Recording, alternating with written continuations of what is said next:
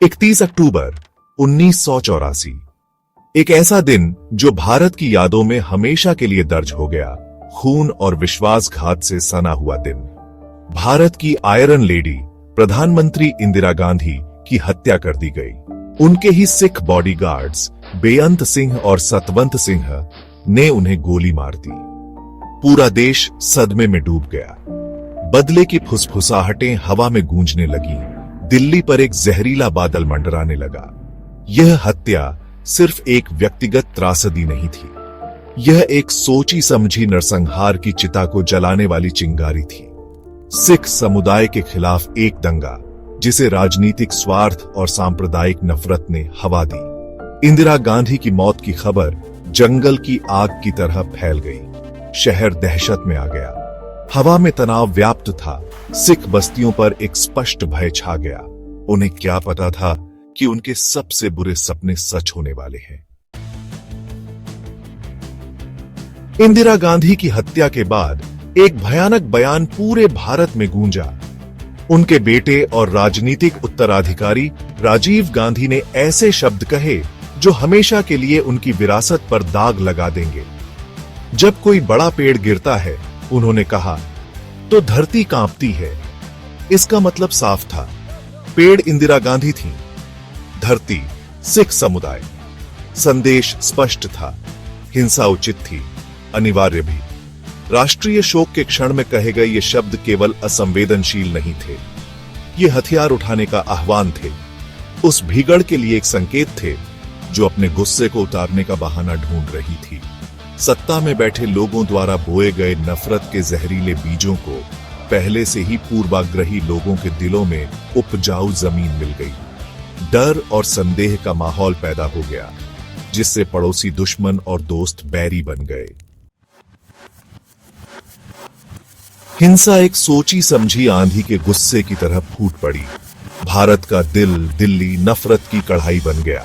लोहे की छड़ों, चाकुओं और मिट्टी के तेल से लैस भीड़ सड़कों पर घूम रही थी। उनका निशाना साफ था, सिख। त्रिलोकपुरी, सुल्तानपुरी, मंगोलपुरी और शाहदरा जैसे इलाके कत्लगाह बन गए। हमलावर भयावह सटीकता के साथ आगे बढ़े। उनके कार्यों ने सहज क्रोध के किसी भी विचार को झुठला दिया। उनके पास सिख घरों और व्यवसायों की सूचियां थीं, जिससे वे अपने शिकारों की पहचान कर रहे थे। पुलिस, जिन्हें रक्षक होना चाहिए था, साफ तौर पर अनुपस्थित थे। उनकी निष्क्रियता बहुत कुछ कह रही थी। नरसंहार बेरोकटोक जारी रहा, जो हिंसा में राज्य की मिलीभगत का एक भयानक प्रमाण था। सिख समुदाय पर की गई बर्बरता समझ से परे थी। यह सिर्फ हत्या का मामला नहीं था, यह अधिकतम दर्द देने, एक पूरे समुदाय को अमानवीय बनाने के बारे में था। पुरुषों को उनके घरों से घसीटा गया, लोहे की छड़ों से बेरहमी से पीटा गया और आग लगा दी गई। उनकी पगड़ी, जो उनके विश्वास का एक पवित्र प्रतीक थी, को अक्सर पहले जलाया जाता था, जो अपमान का जानबूझकर किया गया कार्य था। महिलाओं को नहीं बख्शा गया, उन्हें अकथनीय यौन हिंसा का शिकार बनाया गया। उनके कपड़ों के साथ साथ उनकी गरिमा को भी छीन लिया गया। बच्चों ने अपनी आंखों के सामने अपने माता पिता को कत्ल होते देखा। उनकी मासूमियत उनकी दुनिया को भस्म करने वाली आग में खो गई। हमलावरों पर एक ऐसी खून की प्यास सवार थी जिसकी कोई सीमा नहीं थी। उनके कार्य मानवता का एक भयानक रूप थे। दिल्ली की सड़कें, जो कभी जीवन से गुलजार रहती थीं, अब घरों और शवों के जले हुए अवशेषों से अटी पड़ी थीं, जो हुई बर्बरता का एक भयावह प्रमाण थीं। भाग 5, नफरत के सूत्रधार, दंड से मुक्ति की छाया। 1984 का नरसंहार भीड़ के गुस्से का अचानक विस्फोट नहीं था। यह एक सावधानी पूर्वक रचित अभियान था, जिसे शक्तिशाली राजनीतिक ताकतों ने उकसाया और बढ़ावा दिया। कांग्रेस के नेता राजनीतिक लाभ और सांप्रदायिक नफरत के जहरीले मिश्रण से प्रेरित होकर इस नरसंहार में केंद्रीय भूमिका निभाई। सज्जन कुमार, जगदीश टाइटलर और HKL भगत जैसे नाम हमेशा के लिए बदनामी के इतिहास में दर्ज हैं। वे इस नरसंहार के सूत्रधार थे, जिन्होंने भीड़ को हथियार, मिट्टी का तेल और मतदाता सूचियां प्रदान की जो मौत के वारंट के रूप में काम करती थी। हिंसा के बाद उनकी दंड से मुक्ति उतनी ही चौंकाने वाली थी जितनी हिंसा खुद। वे सत्ता में बने रहे, उनके पाप मानो भुला दिए गए। भाग 6 न्याय के लिए पुकार, लंबी और घुमावदार सड़क। 1984 के नरसंहार के पीड़ितों के लिए न्याय की तलाश एक लंबी और कठिन यात्रा रही है। कानूनी बाधाओं, राजनीतिक रुकावटों और दोषियों को जवाबदेह ठहराने की व्यवस्थित अनिच्छा से चिह्नित एक यात्रा। हजारों सिख मारे गए, उनके परिवार बिखर गए, उनका जीवन हमेशा के लिए दागदार हो गया।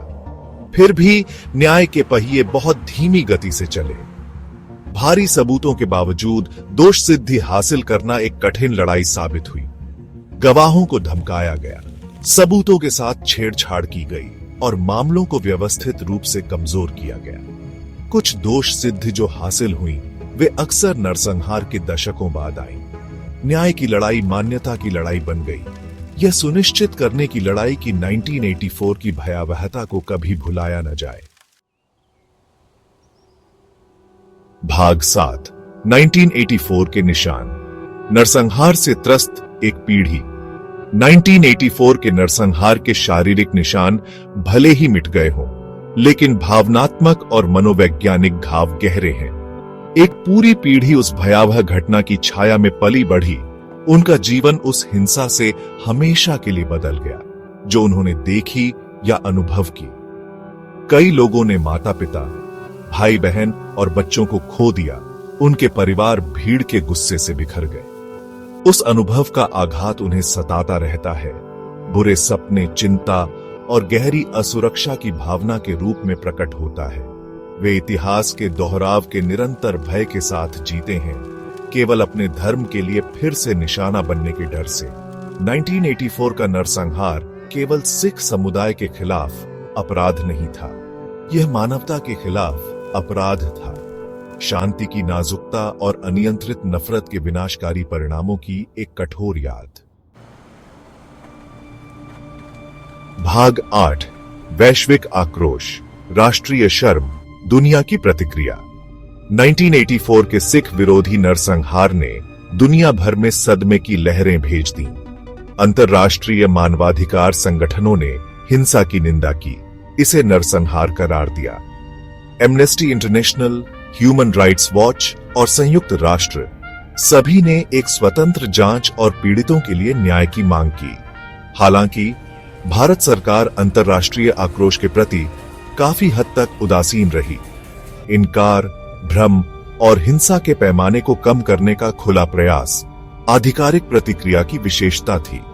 1984 का नरसंहार भारत के विवेक पर एक काला धब्बा बना हुआ है, जो क्रूरता की क्षमता और न्याय, जवाबदेही और सुलह की तत्काल आवश्यकता की एक कठोर याद दिलाता है।